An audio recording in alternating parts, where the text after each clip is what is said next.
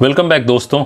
अभी अपनी मुलाकात कुछ दिनों बाद हो रही है, तो शुरू करते हैं इस वीकली मार्केट आउटलुक में। इस बीच काफी लोगों की क्वेरीज भी आ रही थी, तो आगे से मैं कोशिश करूंगा कि ये गैप ना हो। तो चलिए शुरू करते हैं। सबसे पहले कोरोना वायरस पर अपडेट ले लेते हैं। दुनिया भर में कोविड के 24.9 मिलियन केसेस, मतलब करीब 2.5 करोड़ केसेस रिकॉर्ड किए गए हैं और अभी तक 8,42,000 प्लस डेथ्स हो चुके हैं। अमेरिका में करीब 5.96 मिलियन, मतलब 60 लाख केसेस के पास और 1,82,000 डेथ्स हो चुके हैं। इसके बाद ब्राजील और तीसरा नंबर इंडिया का है। सिचुएशन जो है वो काफी सीरियस है। इंडिया में अब तक 35 लाख केसेस मिले हैं और 63,500 डेथ्स हो चुका है और पिछले 24 घंटों में 78,000 प्लस नए केसेस आइडेंटिफाई हुए हैं, जो दुनिया में किसी भी देश में एक दिन में रिकॉर्डेड केसेस से ज़्यादा है। महाराष्ट्र सबसे ज़्यादा प्रभावित स्टेट है और उसके बाद तमिलनाडु, आंध्र प्रदेश, कर्नाटका और उत्तर प्रदेश है। इंडिया में अभी करीब 8 से 10 लाख कोविड टेस्ट्स किए जा रहे हैं हर दिन। अच्छी खबर यह है कि last week US food and drugs administration, जिसे यूएस FDA कहते हैं, ने प्लाज्मा ट्रीटमेंट फॉर कोविड-19 पेशेंट्स की अप्रूवल दी और साथ साथ यूएस प्रेसिडेंट डोनाल्ड ट्रंप ने भी बातें की हैं फास्ट ट्रैक अप्रूवल की, जिसमें एस्ट्राजेनेका और ऑक्सफोर्ड यूनिवर्सिटी के पोटेंशियल वैक्सीन्स की बात उन्होंने की है। इसका पॉजिटिव असर देखने को मिला ग्लोबल मार्केट्स पर। लास्ट वीक वॉल स्ट्रीट में एक अच्छी तेजी देखी गई और डाउ जोन्स में 2.59% की तेजी देखी गई और वो 28,653 पर क्लोजिंग रही और इसके साथ डाउ जोन्स ने 2020 के लॉसेस को भी रिकवर कर लिया। S&P 500 की बात करूं तो S&P 500 में 3.26% की तेजी देखी गई, जिसमें 6th स्ट्रेट रिकॉर्ड क्लोजिंग देखी गई और साथ ही साथ 5th straight week of gains भी थे। नैस्डैक में भी 3.39% की तेजी देखी गई और रिकॉर्ड हाई पर क्लोजिंग रही। तो कहीं ना कहीं यूएस मार्केट्स में एक बहुत अच्छी तेजी हमें देखने को मिली लास्ट वीक। और CBOE विक्स, जिसे फियर फैक्टर कहते हैं, वो 23 लेवल्स पर ट्रेड कर रहा है, जो ये दिखाता है कि इन्वेस्टर सेंटिमेंट्स जो हैं वो अभी नॉर्मल है। तो पहले हम लोगों ने काफ़ी हाई देखा था, 86, 88 लेवल्स पे भी देखा था, जो बहुत ज़्यादा फियर फैक्टर दर्शा रहा था जब कोविड-19 जो है वो शुरुआत की मैं बात कर रहा हूँ, मार्च की बात कर रहा हूँ। तो अभी जो ये लेवल है वो 23 पे है, तो कहीं ना कहीं वो इन्वेस्टर सेंटिमेंट्स दिखाता है कि वो इन्वेस्टर्स जो हैं वो कोविड-19 को अब उन लोगों ने उसका इम्पैक्ट को एब्जॉर्ब कर लिया है काफ़ी हद तक। Last week US central bank federal reserve ने अनाउंस किया कि वो एक फ्लेक्सिबल इन्फ्लेशन टारगेट रखेंगे, जिसका मतलब ये है कि इंटरेस्ट रेट्स काफ़ी लंबे समय तक कम रह सकता है। इस अनाउंसमेंट का भी मार्केट्स ने स्वागत किया। अदर यूएस इकोनॉमिक डेटा में यूएस कंज्यूमर स्पेंडिंग और यूएस कंज्यूमर इनकम एक्सपेक्टेशंस से बेहतर आए और अगस्त महीने का यूएस मिशिगन कंज्यूमर सेंटीमेंट भी बेहतर आया। तो ये डेटा पॉइंट्स ने भी मार्केट्स को सपोर्ट किया। अदर ग्लोबल न्यूज़ में जापानीज प्राइम मिनिस्टर शिंजो एबे ने अपना रेजिग्नेशन अनाउंस किया on health grounds.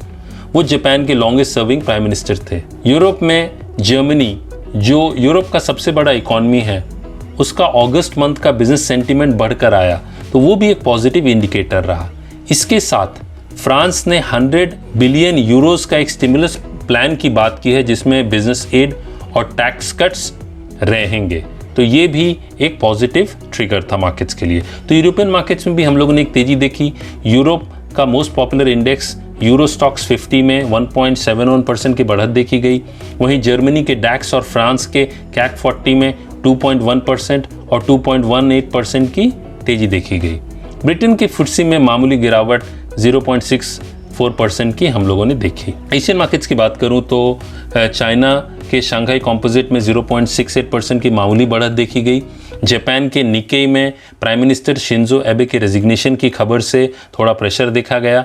Indian markets की बात करूं तो मार्केट्स जो हैं वो 5 मंथ हाइज पर हैं। निफ्टी में 2.43% की तेजी देखी गई लास्ट वीक। वहीं सेंसेक्स में 2.69% की तेजी रही। लेकिन बैंक निफ्टी में सबसे शानदार तेजी देखी गई और उसमें 9.97% की बढ़त थी। इंडिया विक्स की बात करूं, जो वोलेटिलिटी और फियर इंडेक्स है, वो 18.35 पर है, जो एक अच्छी बात है। कमोडिटी मार्केट्स में लंदन गोल्ड प्राइसेस में 1.3% की तेजी देखी गई। यूएस फेड की स्टेटमेंट कि इंटरेस्ट रेट्स लंबे समय तक कम रहेंगे, इस खबर से डॉलर में कमजोरी देखी गई, जिससे गोल्ड को फायदा हुआ। इसके अलावा concerns about corona virus pandemic on global economy भी गोल्ड प्राइसेस को सपोर्ट दे रहे हैं। सिल्वर में 2.64% की तेजी देखी गई पिछले हफ्ते, जो लगातार second straight week of gains रहा सिल्वर के लिए। क्रूड ऑयल की बात करूं तो 1.49% की तेजी देखी गई और नाइमेक्स क्रूड $42.97 पर बंद हुआ। ये fourth straight week of gains रहा और 5 मंथ हाइज भी रहा क्रूड ऑयल के लिए। करेंसी फ्रंट पे USD INR में एक शानदार स्ट्रेंथ देखी गई because of consistent FII inflows और weakness in the dollar index, और रुपया जो है वो डॉलर के अगेंस्ट 73.50 पर ट्रेड करता देखा गया। आने वाले वीक्स में USD INR का रेंज 72.3 से लेकर 75.5 देखा जा सकता है। FIIs की अगस्त मंथ में अब तक 19,145 करोड़ की बाइंग देखी गई है, जो मार्च 2019 के बाद से अब तक का सबसे बड़ा इन्वेस्टमेंट है।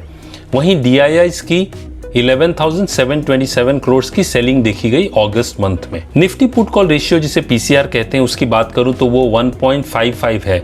यहाँ कैलकुलेशंस के लिए टोटल पुट ओपन इंटरेस्ट और टोटल कॉल ओपन इंटरेस्ट ली गई है। ज्यादा पुट सिस्टम्स में रहने से बुलिश ट्रेंड की संभावना रहती है। सितंबर मंथली सीरीज में मैक्सिमम ओपन इंटरेस्ट 12,000 के कॉल ऑप्शन में और 11,000 के पुट ऑप्शन में देखा जा रहा है, जो एक 11,000 से 12,000 का रेंज भी इंडिकेट कर रहा है। इंडेक्स परफॉर्मेंस की बात करूं तो Nifty bank index was the best performer last week, up 9.97%। वहीं Nifty FMCG index was the worst performer, it was down 1.11%। इस वीक ग्लोबल इवेंट्स में US August non farm payrolls में 1 मिलियन प्लस इंक्रीज देखे जाने की उम्मीद है और US जॉबलेस रेट 10% के नीचे जाने की भी उम्मीद है for the first time since April 2020। Other US data releases में trade figures for USA and Canada, factory orders for US and Germany और इंडस्ट्रियल आउटपुट